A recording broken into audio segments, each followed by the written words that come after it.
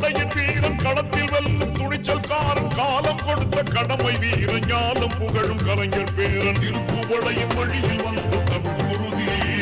இளம் திராவிடருக்கு தலைமை தாங்கும் உதயநிதி திருப்புவளையின் வழியில் வந்த தமிழ் குருதி இளம் திராவிடருக்கு தலைமை தாங்கும் உதயநிதி கருப்பு சிவப்பு படையின் வீரன் களத்தில் வெல்லும் துணிச்சல்காரன் காலம் கொடுத்த கடமை வீர ஞானம் புகழும் கலைஞர்